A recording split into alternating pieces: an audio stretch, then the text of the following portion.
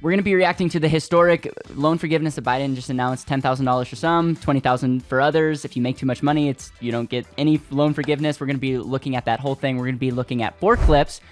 Some of them have gone viral since the news have gone out, some pro, some against. And then wait till the end because I'm going to be giving my raw, very authentic, very passionate feedback on this program. And so you'll want to make sure to stay till the end. Give me your thoughts and feedback as well. We love hearing from you. For those of you that don't know me, my name's Guilliams. This is the Better Wealth Channel. We think about money differently. Without further ado, let's jump in. Campaign for president, I made a commitment. I made a commitment that would provide student debt relief. And I'm honoring that commitment today. Using the authority Congress granted the Department of Education, we will forgive $10,000 in outstanding federal student loans. In addition, students who come from low-income families, which allow them to qualify to receive a Pell Grant, will have their debt reduced to $20,000. Both of these targeted actions are for families who need it the most. Working and middle-class people hit especially hard during the pandemic, making under $125,000 a year. You make more than that, you don't qualify. So I think that's the quick summary of Joe Biden talking about we're going to help you with 10 to 20,000, depending on how much money you make. And this was a campaign promise that he's made. And I think big picture, there's criticism on both sides of the aisle of like, hey, you didn't do enough, or why are we paying for other people's money? Obviously, this next clip is something that a lot of us are thinking, and Joe Biden himself responded to this. And so the next clip is Joe Biden as he leaves. A reporter asks him a question. He turns around, and you can see for yourself how your thoughts on his answer. Mr. President, is this unfair to people who paid their student loans or chose not to take out loans? Is it fair to people who, in fact, do not own multi-billion-dollar businesses if you want these guys to give them all a tax breaks? Is that fair? What do you think? What about people who paid their loans, though, struggled to pay their loans, and now others don't have to? I will say this, a lot of the responses that many Democrats have when people say, how are we going to pay for this? They always say, well, like they always throw like the ultra wealthy people under the bus, and that's like their go-to line. I think this is a very key question that a lot of people have. What about the people? You notice like the other question, what about the people that actually paid off their debt? What are you going to say to them? What do you have to say? And he just turns his back and walks away. And so, yes, he can throw the, big corporations under the bus. And by the way, I can kind of agree with we as a government should stop spending money across the board. And I think that whether you're a billionaire or whether you're just getting, whether you're not a billionaire, we probably shouldn't be making crazy exceptions for you. So the next 2 clips are, one is actually a flashback. This clip has gone viral in the last day or 2, and you'll see why. But this is a flashback of when Senator Warren was on the campaign trail talking about paying off your college debt. And this father, I think, summarizes, again, what some of you may be feeling. And he's very passionate, and he puts it all on the line. So without further ado, let's jump into this. I was hoping that you could play a question. Yeah. I'm not happy, and I'm having hard time. Yep. I just want to ask one question. My daughter's getting out of school. I saved all my money. She doesn't have any student loans. Am I going to get my money back? Of course not. So you're going to pay for people who didn't save any money, and those of us that did the right thing get screwed. No, it's not anybody got screwed. When we started, of course we did. My buddy had fun, bought a car, went on vacations. I saved my money. He made more than I did, but I worked a double shift, worked extra. My daughter's worksheet is 10. So you're laughing. Yeah, that's exactly what you're doing. We did the right thing, and we get screwed. I appreciate it. That's all right. One of these concepts of a lot of us can relate to this father, and he summarizes it quite well. The last clip that we're going to watch before you get my unfiltered opinions on this is Ron DeSantis. Whether you like him or hate him, he's probably going to be a future candidate for president, whether it's this cycle or next. And he had something to say, and so I want to look at this, and then you can get my thoughts. Let's listen to Ron DeSantis at 1.5 speed. First of all, it's very unfair to people that took out loans, worked hard, and paid off their loans.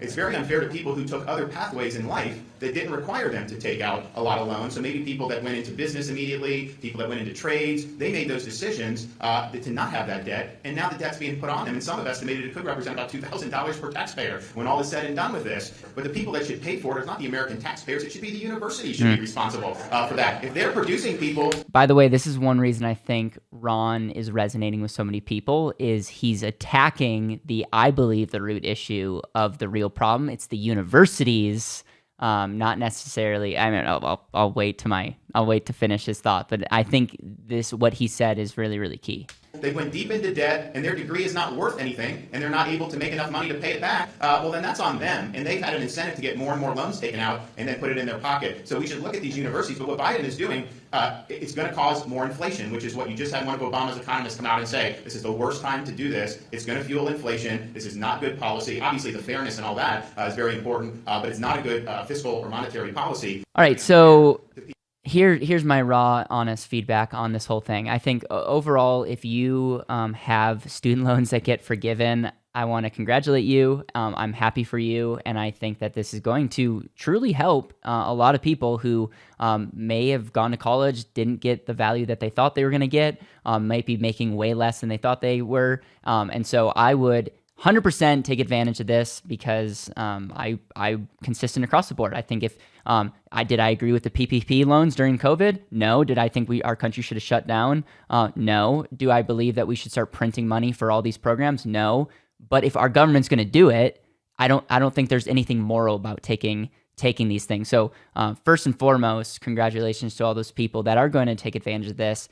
And I wish you well. And I also want to say, like, big picture, my feedback is I just wish our government would stop spending crazy amounts of money.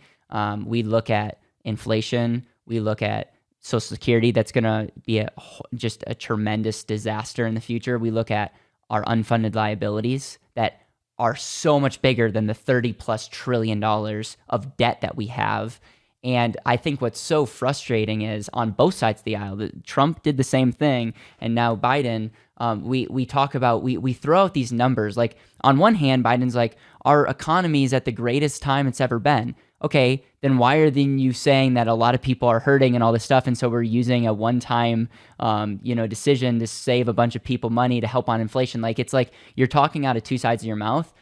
I think very much it's very political, just like I think the PPP stuff was also political. It's like anytime you as a politician can give out money, people are going to like that. And so I do think it's going to make Biden more popular in the short term. I think the overall problem I have politically, politics on both sides are not incentivized to do the right thing for the country long term. They're incentivized short term by the popular polls. It's like even worse than corporate America. Corporate America, you're like on a quarterly run rate from a standpoint of like, hey, I got to get the numbers up so that stock prices stays up. Politics, there's like a weekly poll. And I just think overall, it's if you take a step back, does this help our country? I don't know. I probably more resonate with the side of like, man, this is not great policy that's going to be pushing us forward from a standpoint.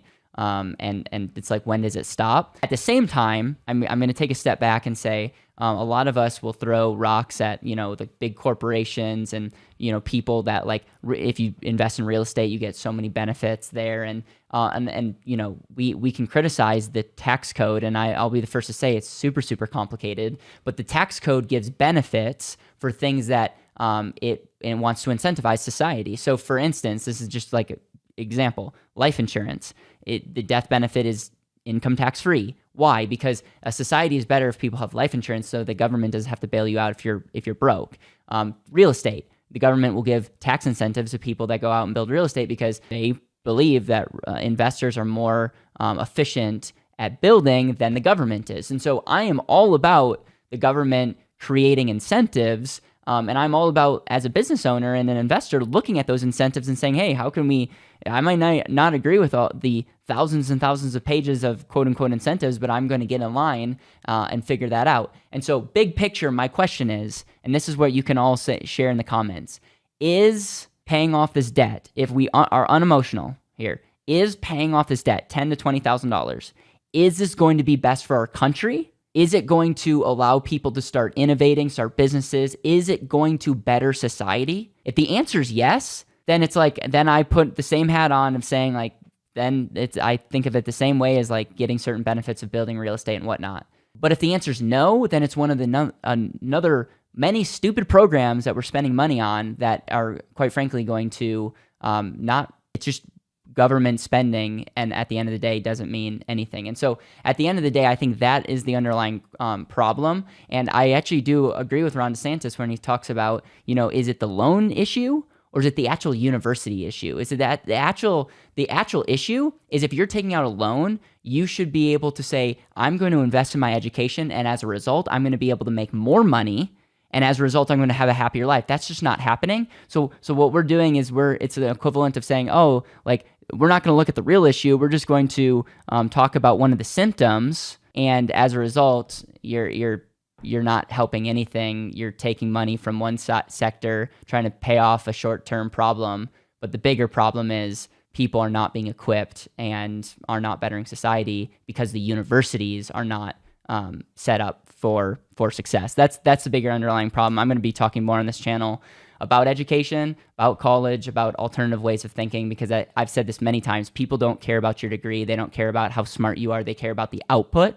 They care about the value you're bringing to the marketplace. And I just don't see a lot of fruit, quite frankly, coming out of the university. So let me know your thoughts. Again, no hate on the people that are getting this. You can probably see that I'm not getting any benefit from this, but I am grateful that I didn't spend a ton of money to begin with on college, and that there'll be other videos there. So like, subscribe, share, give me your thoughts. Let me know if you like these reaction content. We're going to be doing more videos as it relates to thinking differently about money, because I just think thinking differently about money has a lot more to do than just looking at investment or just looking at insurance or whatnot. It has a lot more to do with looking at the economy and how people make decisions.